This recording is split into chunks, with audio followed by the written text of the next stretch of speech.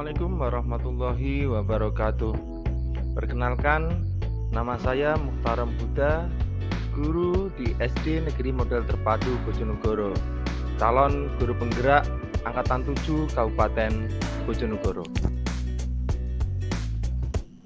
Dalam video kali ini, saya akan menjelaskan tentang tugas 1.1.A.8 koneksi antar materi, refleksi dan pemikiran Ki Hajar Dewantara. Yang pertama, refleksi sebelum mempelajari materi 1.1, yaitu apa yang saya percaya tentang murid dan pembelajaran. Yang pertama, saya menganggap murid adalah objek dalam pembelajaran dan guru adalah subjek yang memegang peranan sangat penting serta menganggap satu-satunya sumber belajar demi keberhasilan pembelajaran. Selanjutnya, kedua, keberhasilan sebuah pembelajaran hanya diukur dengan angka, maka peringkat kelas merupakan acuan dalam keberhasilan murid. Selama ini saya menganggap jika murid saya mendapat nilai yang bagus, berarti saya berhasil dalam pembelajaran. Yang ketiga, ancaman dan hukuman merupakan cara paling ampuh untuk menanamkan karakter pada murid. Selama ini saya menganggap dengan ancaman dan hukuman, karakter mereka akan terbentuk dengan baik. Nantinya, mereka akan senantiasa dengan sadar akan melakukan karakter-karakter yang baik tersebut. Kemudian sekarang refleksi sesudah mempelajari modul 1.1, yaitu apa yang berubah dari perilaku saya dan pemikiran saya tentang pembelajaran. Pertama, pendidikan yang menuntun.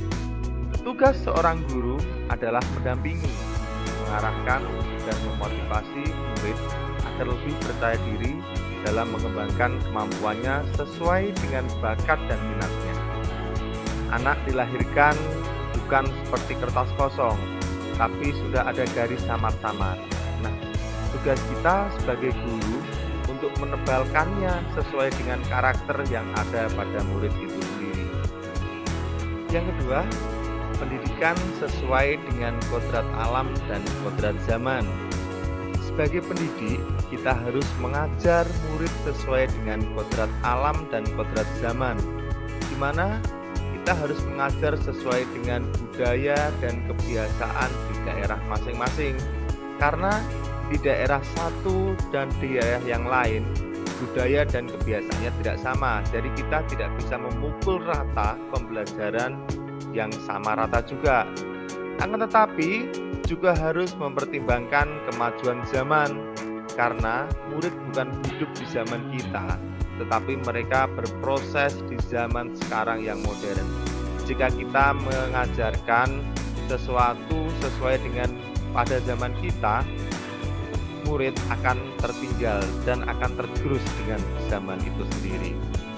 Karena ini juga berbanding lurus dengan hadis Sayyidina Ali bin Abi Thalib, yaitu didiklah anakmu sesuai dengan zamannya dan jangan didik anakmu sesuai dengan zamanmu. Selanjutnya yang ketiga, pendidikan yang berhamba pada murid. Pembelajaran di kelas harus sesuai dengan kebutuhan murid, karena setiap murid adalah istimewa dan memiliki keunikan yang berbeda-beda pula.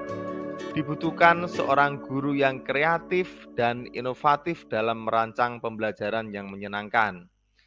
Seperti pada dunia anak-anak pada zaman sekarang, mereka lebih suka game, lebih suka bermain, lebih suka bernyanyi. Maka pembelajaran kita harus kita sesuaikan dengan dunia murid juga. Karena kita tidak akan bisa mengajarkan sesuai dengan keinginan kita. Kita harus mengajarkan sesuai dengan keinginan dan dunia murid itu sendiri, agar mereka lebih senang, lebih nyaman, lebih bahagia. Yang keempat adalah trilogi pendidikan yang sudah sangat terkenal, yaitu Ing Ngarsa Sung Tulodo, Ing Madya Mangunkarsa Tuturi Handayani, Sebagai seorang guru harus bisa jadi teladan yang baik bagi murid, harus dapat merangkul dan memberikan semangat juga bagi murid-muridnya, serta seorang guru juga harus dapat mendorong murid-muridnya untuk menggali potensi dan bakatnya untuk meraih impian-impian mereka. Lalu, apa yang dapat saya terapkan untuk pembelajaran di kelas saya nanti agar saya menjadi seorang guru yang benar-benar dirindukan oleh murid-murid saya nantinya? Pertama, saya harus melakukan tes diagnostik dengan media digital Kahoot untuk memetakan karakteristik murid. Kenapa saya harus menggunakan media digital? Karena agar mereka sewaktu saya berikan tes diagnostik, mereka juga senang, mereka tidak merasa diberikan tes sesuai dengan apa yang mereka inginkan, yaitu bermain. Yang kedua, yaitu mendesain pembelajaran yang menyenangkan, kekinian, dan berpihak pada murid, agar murid-murid itu merasa mereka itu berada di dunianya, mereka senang melakukan apa yang kita berikan, kita ajak keluar, terus kita berikan juga yang kekinian, bisa menggunakan HP, menggunakan gadget mereka, serta yang berpihak pada murid sesuai dengan kodrat alam mereka, kodrat mereka sebagai seorang anak. Yang terakhir, yaitu menanamkan karakter pada murid tanpa harus ada ancaman atau hukuman. Karena dengan ancaman atau hukuman, nanti anak itu merasa terpaksa, mereka akan berundel, lalu lambat laun karakter-karakter itu juga akan pudar. Tapi dengan memberikan contoh yang baik, mereka akan lebih senang mengikutinya. Karena apa? Apa yang dilakukan oleh seorang guru itu pasti akan ditiru oleh murid-muridnya. Demikian paparan dari saya, Muhtaram Huda, calon guru penggerak Angkatan 7 Kabupaten Bojonegoro.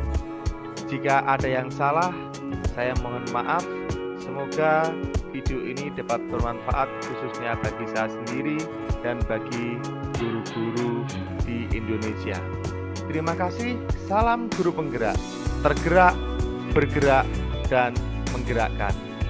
Saya akhiri, billahi taufiq wal hidayah. Wassalamualaikum warahmatullahi wabarakatuh.